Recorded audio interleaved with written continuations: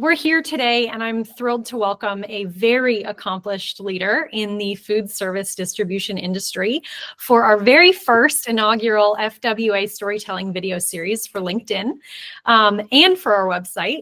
Suzanne has dedicated over 4 decades in our industry, demonstrating exceptional leadership and strategic vision.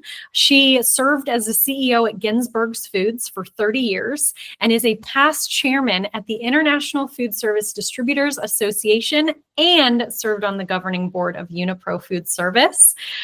Suzanne, we are incredibly eager to hear your insights and your stories. And what we're going to talk about today is the challenge of being the only woman in the room and the challenge of facing gender bias. And of course, you would have experience over your entire career, both at a junior level and at the highest level of that C-suite and board level. So with that being said, I am so excited to pick your brain and gain some wisdom and insights from you that our members, I know, will find extremely valuable.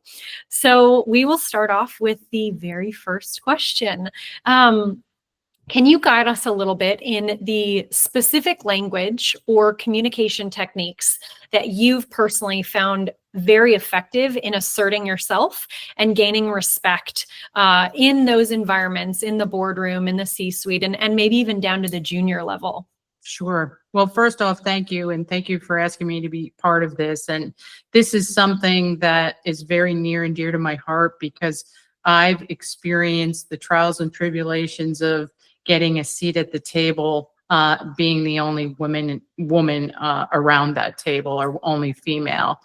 And early in my career, I realized that clarity, confidence, and preparation for that were my strongest tools.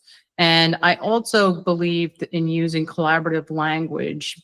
And so it wasn't me versus them, I recommend or based on our data or our purpose versus I think or I believe, my approach was that I wanted to be thoughtful, but also collaborative. And I paid close attention to those nonverbal clues around the table. So being present, making eye contact, and acknowledging everyone around the table, whether it be with subtle nods of your head or leaning in forward. I wasn't necessarily clawed back. I was very intentional. And I always made it a point to express gratitude because I really feel when you are graceful and express gratitude, it really builds goodwill and trust. And really in high stake meetings where I was the only woman at the table, I made sure I was prepared, facts and anticipated objections. So I'll give you an example. Early on in my career during a high stakes vendor negotiation meeting, I really led with margin analysis and customer insights. So it wasn't just about speaking up, it was being prepared, having facts, and speaking with purpose, that you kind of weren't wasting anybody's time. And it really gained me credibility. Yep. I think the preparation piece really resonates with me, where it gives you that confidence that you spoke of, Suzanne, and it gives you that clarity because you're not coming from a place of being on the back foot, but you're coming deeply knowledgeable about what you're speaking to. And I think that is preparation is a very good insight along with everything else that you shared. But yes, that I personally use that a lot as well and find it to be empowering. For sure. Very good. And when you're in situations where you're using this language, you've done your preparation, you're speaking with clarity, you're really showing up as the best version of yourself, and an idea is dismissed or someone in the room takes credit for an idea, are there specific ways that you navigated that to ensure that your credit is going where it's due? Yeah, I have a couple suggestions here, and it really happened to me more than once. And when someone really repeated one of my ideas and gained traction, I'd calmly say, I'm glad you brought that up. I mentioned a similar approach earlier in our discussion, and let's build on that. Here's how we can build on it.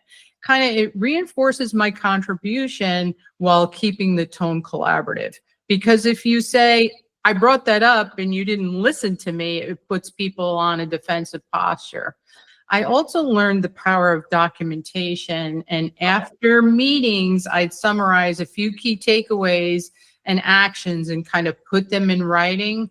And it created a clear trail of who the originator was. My voice was more visible, but it was, again, collaborative in nature. Let's work together on this project, or let's work together on these takeaways that we discussed at the meeting. I didn't single out I discussed or I brought. It was always we, not I. Yeah. So, I really feel like you need to create that documentation. I encourage women on my team to also do that, to take that follow-up from a great discussion today, great meeting today. This is what I heard. Let's work together on these takeaways. Yeah. And I apologize. I have a tendency to talk with my hands, so. I do too. Okay, good. Well, I think something I want to expand on there, Suzanne, is that's good advice for any professional, full stop. Sure. I think the mental load of being present in a meeting and taking notes was previously a lot. And I've personally found that solved by using AI. And so as long as it's allowed by everybody in the room, I have AI taking notes on every call, every meeting. AI is taking notes. And I think that is a great unlock for professionals just like us who want to be present, want to be in the moment and not trying to multitask when taking notes, but also then being empowered with notes that let you follow up. Right. So that's a nice little tie-in to how we can all leverage AI to do exactly that. That's great. And I've never used AI to take notes in a meeting. So that's a tremendous takeaway for me. And a lot of my high-powered meetings kind of later on in my life, there was always, someone doing that. And we had that record of what was being discussed. And some of those bigger boards, oftentimes those people were attorneys. Right. So they probably wouldn't allow AI to be note-taking but you never know. I mean, you never know. But I think that's great. So. Yeah, absolutely. And how do you and how have you advocated for yourself when it comes to that tricky conversation around a promotion or a tricky conversation around a raise? What are I'm sure an answer here could be quite broad, but let's go deep. What are some specific ways that you frame data or evidence to support the case? And I've personally seen people say, well, I work really hard, or I have a mortgage to pay. That's not gonna work. So I'd love your guidance as to the things that are going to move the needle here and make the strongest case. For sure. And you need to take the emotional side out of a conversation when it talks about promotion or raises. And I really relied on metrics and results. I brought in sales growth, cost savings, supplier performance, team development outcomes. And I also presented comparisons to peers in similar roles. And I was fortunate enough to be part of an IFTA benchmarking tool that provided data and job description and how my performance may have exceeded or outperformed some of those industry standards. So it kind of shifted the conversation from personal worth to what value I bring to the business, which helped kind of diffuse bias and really was more factual based. And I also tried to document my achievements quarterly, so it wasn't necessarily a historical Bible of prior year accomplishments. I would send in a quarterly update and document that maybe wasn't even necessarily asked for, but wanted it put in my performance file as this is the Q1 accomplishments, objectives, accomplishments, objectives, accomplishments. So it was kind of up to date and current, but also memorialized, not just on an annual basis, but on a quarterly basis. Yes. I believe that that is such good advice, because if you think about someone who is tasked with doing their annual review, the mental load of sitting down and trying to remember all that you've accomplished over the past 11 months can be overwhelming, and people put it off. And then you don't necessarily put your best foot forward because you're trying to do it after hours and just hit a deadline. So having dedicated time quarterly, whether or not you send it to your direct boss, having that time dedicated quarterly to summarize what were the big things that aligned to my KPIs that I delivered against. The other thing that I think about for our members is a lot of people have challenges with resume building. That is exactly the type of data points that you would want to include in a resume, specific and measurable accomplishments. And you could pull from having every single quarter spending an hour and just documenting that stuff. And then you've just got a plethora of accomplishments to choose from to make your resume even stronger. And you're right. When you do it quarterly, you're more in the moment. It's more retrospective on the last 3 months, and it's more meaty. It's more beneficial and true. I mean, it complements your resume as well as your LinkedIn profile, because there could be pieces of that quarterly performance that are really great call outs that maybe you need to give it, you can give it that attention in that moment. Yeah, absolutely. Now, I want to jump to a question that I think will be really helpful and insightful for our members, which is around mentors and allies and even friends in the industry. I know you had mentioned at the start of our call, before we were recording, a group that you are involved in of female leaders and CEOs cross industry. And when you guys connect, how the common themes that bind you are around speaking with candor, speaking with courage, and speaking with care. And I think that really separates you and the women that you work with. So maybe can you guide us a little bit in some specific qualities that you find very valuable in peers, in mentors? How do you actively seek out those relationships when you find people that do embody those qualities as well? I've been fortunate that you work in, I looked within my sphere of influence as well as my circle of influence and my circle of opportunities. And I tried to look outside my industry to complement myself as a business leader, because I always felt that working for the same company for 40 years was a disadvantage. So I felt like it was a disadvantage. So I was very intentional and very purposeful at building relationships outside of my industry to kind of, make me a better leader and a better asset to the company I worked for all those years. And that was whether it was within the buying group that we were a member of, or the association like IFTA that allowed me to have a network of people that were different than what I looked like or the company that I led. But also it provide connections with resources, and that CEO round table, it's called Conversation and Cocktails, started during the pandemic to try to help women that were either displaced or out of work. And we just tried to kind of get together. And it was through my support of Circana and Supply Track and NPD that I became aligned with the woman that put this group together.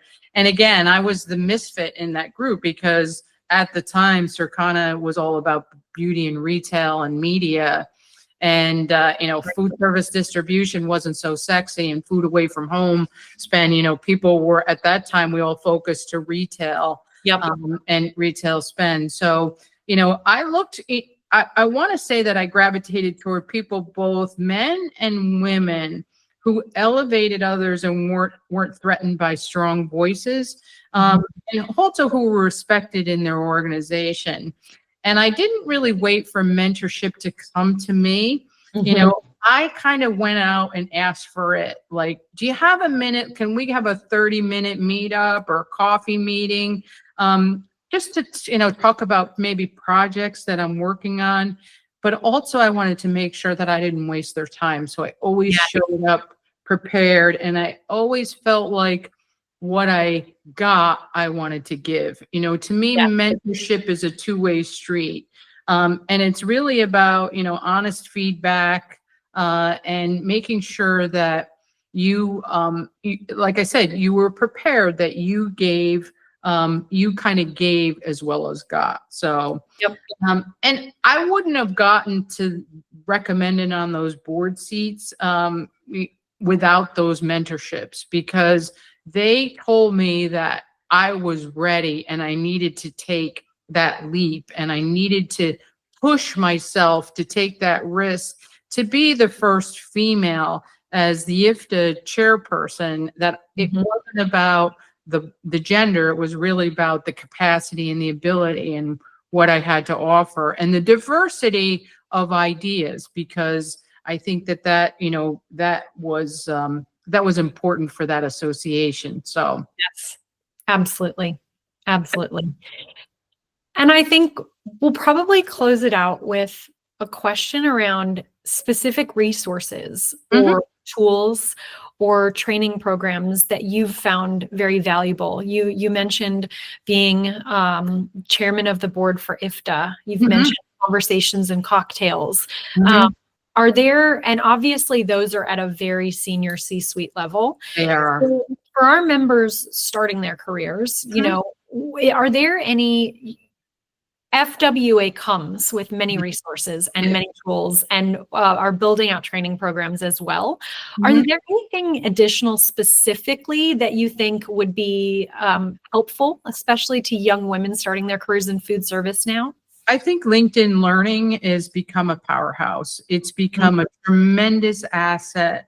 There are classes, curriculum, well done, current, diverse, and I don't think that you can minimize the value of what LinkedIn Learning offers to people, whether it be leadership, any development aspect. So I'm very intentional about taking every day, taking LinkedIn Learning classes, whether you want to hone in on a specific skill, writing, public speaking, being prepared, meeting preparation. There are so many avenues. And I'm not trying to be an infomercial for LinkedIn Learning. But the other thing that I want to recommend for women today is, don't lose sight of the fact of, Alicia, you told me your involvement, your children, community involvement gives you an opportunity to practice your leadership skills, your organizational skills, collaboration skills of getting things done. I mean, I am a firm believer that you should put yourself out there in the community, not only to give back, but use it as the practice board on things you would like to accomplish on a board someday, or use it as a way to get things done. What were those obstacles? What were those negative